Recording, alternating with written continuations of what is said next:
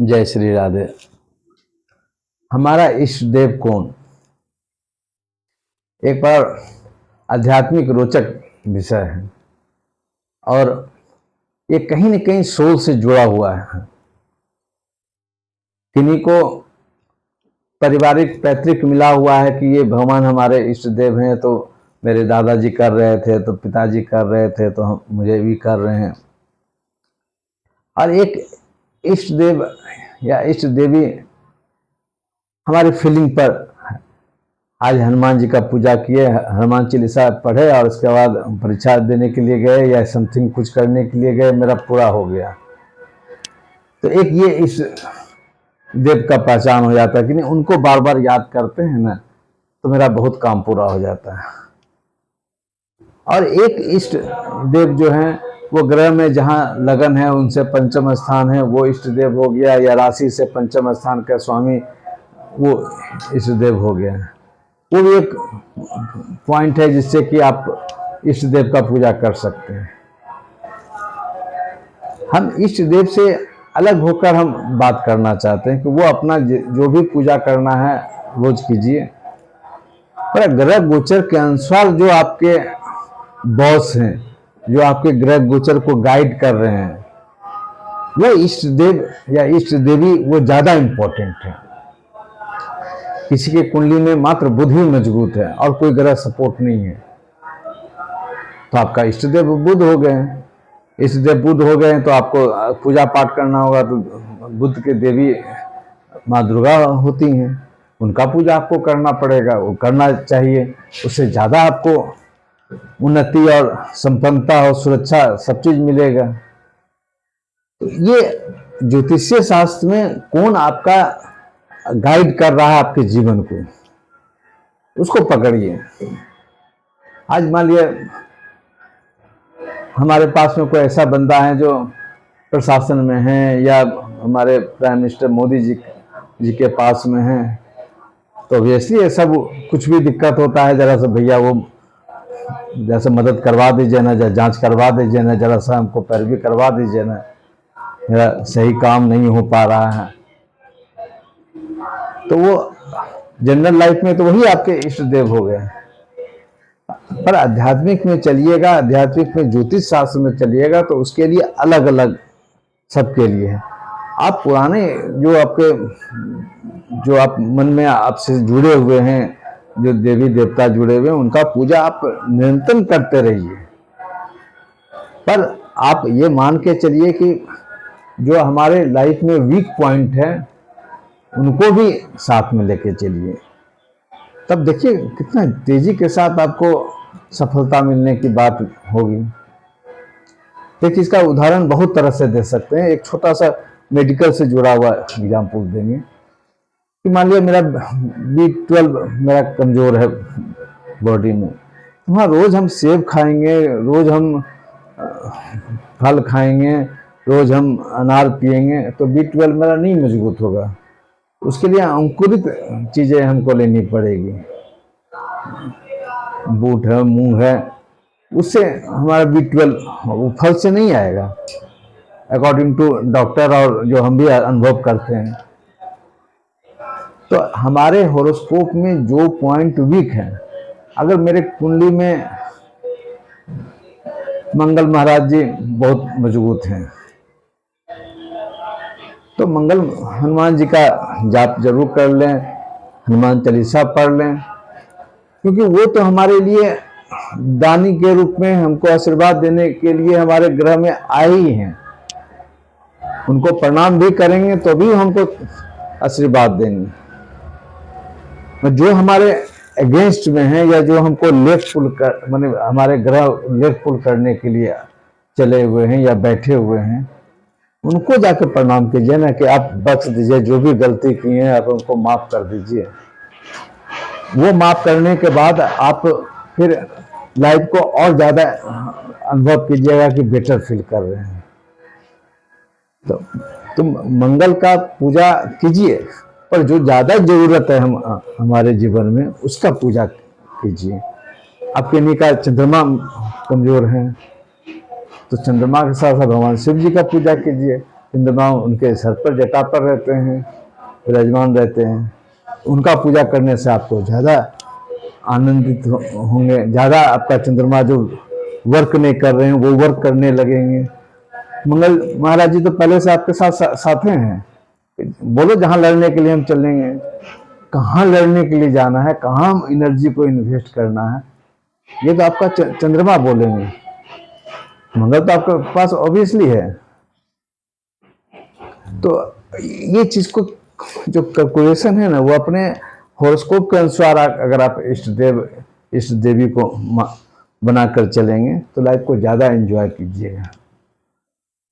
हम एक चीज बड़ा मजबूती के साथ कह सकते हैं, कलयुग में आपको, और एक और चीज है जो हम लोग इतना बिजी लाइफ हो गया है, उसमें एक देवी देवताओं पर हम उतना ज्यादा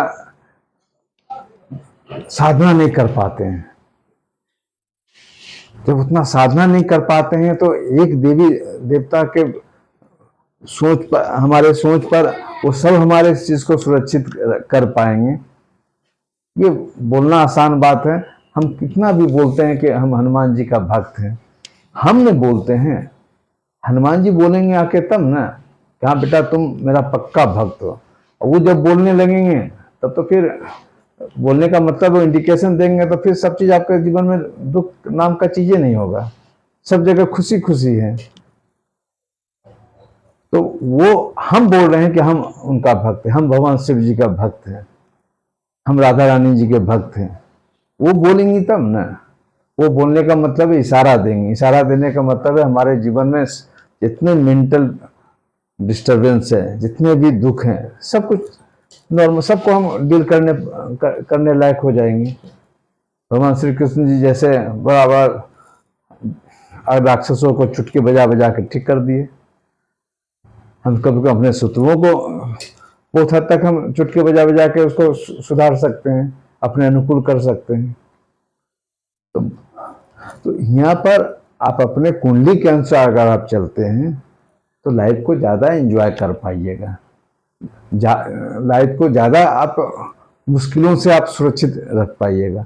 आपके इष्ट देव हैं जो भी हैं, इष्ट देवी जो भी हैं, उनको आप अवश्य जीवन में बनाए रखिए, क्योंकि वो कहीं न कहीं आपके सोल से वो भी जुड़ा हुआ है। वो कहीं न कहीं आपको वहाँ से भी आपको जबरदस्त पॉजिटिव एनर्जी डेवलप कर रहे हैं, वो आपको होता है। अब कोई प्रत्येक साल माता वैष्णो देवी जाते हैं, तो 20 साल से कोई जा रहे हैं, कोई 30 साल से जा रहे हैं, वहाँ बैजनाथ धाम भी जाते हैं, इतना सालों से जा रहे हैं। हम बस उन लोग को भी बोलते हैं कि भगवान शिव जी के पास जा रहे हैं, चंद्रमा आपका कमजोर है तो उनका पूजा कीजिएगा तो आपको और लाभ होगा, आपके इष्ट देवता भी हैं तो और लाभ होगा। और साथ साथ अगर आपके बुध कमजोर हैं तो अगर बैजनाथ धाम जा रहे हैं तो वैष्णो देवी भी जाइए, क्योंकि असली आपका कृपा वहीं पर फंसी हुई है। वो कृपा अगर करेंगे ना तो इनका कृपा तुरंत आपको, ऑलरेडी वो कृपा दिए हुए हैं, एक्टिवेट नहीं हो रहा है। एक्टिवेशन के लिए कौन ग्रह आपका कमजोर है, उस ग्रह से संबंधित जो देवी देवता हैं, हम लोग जो कभी कभी स्टोन का जो सलाह देते हैं, मंत्रों का, ग्रहों का मंत्रों का सवाल का जवाब देते हैं, उसी कृपा जहां पर रुकी हुई है उसको एक्टिवेट करने के लिए, चालू करने के लिए। उसी प्रकार अगर पूजा पाठ में अगर अपने आप को उस ढंग से अगर समझने को तैयार हो जाएं या उसके अनुसार फॉलो करने लगें, हमारा जीवन और सुखमय और आनंदित दिखाई पड़ेगा। अब देखिए किन्हीं का कुंडली में सूर्य बहुत कमजोर है, सूर्य कमजोर है तो निश्चित रूप से सूर्य का गायत्री मंत्र से लेकर सूर्य मंत्र का जाप कीजिए, साथ साथ प्रतिदिन सूर्य भगवान को अर्घ दीजिए। ये तो कॉमन सब लोग बताएंगे, हम भी बताते हैं। मगर अगर सूर्य अगर आपका कमजोर है पर साथ साथ आपके कुंडली में बृहस्पति बहुत अच्छे हैं, तो सूरज का तो पूजा तो करना ही आपको चाहिए। पर अगर बृहस्पति आपको अच्छे हैं तो वो गाइडलाइन देंगे कि जाओ बेटा सूरज को कैसे मजबूत करना है, और हम जाके करते हैं। तो यहाँ पर आपका इष्ट देवता बृहस्पति महाराज जी हो गए, उनका पूजा, उनका रत्न पहनना वो आपको ज्यादा लाभकारी देगा कि हम सूरज को शांति कैसे करें, जो निगेटिव हमारे जो ग्रह हो गए हैं, जो कमजोर हमको कर रहे हैं, उसको कैसे मजबूत करें। तो एक गाइडलाइन देने वाला भी होगा तभी उस, अब मान लीजिए कोई सब्जेक्ट में हम वीक है, मैथमेटिक्स में वीक हैं, इंग्लिश बहुत अच्छा है मेरा, अदर फिजिक्स से बहुत अच्छा है, केमिस्ट्री बहुत अच्छा है, तो वो पर्टिकुलर सब्जेक्ट जो मेरा वीक है, वो अगर ये सब मेरा मजबूत रहेगा तो उसको मजबूत करने के लिए एक ग्रुप की आवश्यकता होगा कि इस बंदे को हम एक एक्स्ट्रा ट्यूटर रख दें ताकि इसको हम मजबूत कर दें इस सब्जेक्ट को। जैसे हम लोग आम लोग करते हैं, जो सब्जेक्ट में हम वीक होते हैं किसी से हम गाइडलाइन लेते हैं। अगर शेयर के खेलने का मन करता है, लगाने का मन करता है, तो उसमें जो जानकार लोग हैं उनसे पूछते हैं कि कितना नुकसान हो सकता है, कितना ये हो सकता है। तो कम से कम गाइडलाइन लेने की तो बात करना ही चाहिए। मेन चीज जो आपका है वो करते रहिए, जो मन में जो इष्ट देवता जिसको बनाए हुए हैं उसको बनाए रखिए, पर एडिशनल कहाँ पर आपको एस्ट्रोलॉजिकली वीक है उसको चारों तरफ से घेरिए।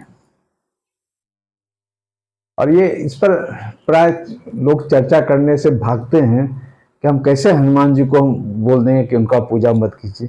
हम मना कहाँ कर रहे हैं हनुमान जी का पूजा मत कीजिए, वो तो अगर पिछले जन्म में बहुत अच्छा पूजा किए हैं तभी ना आपका मंगल अच्छा हुआ है।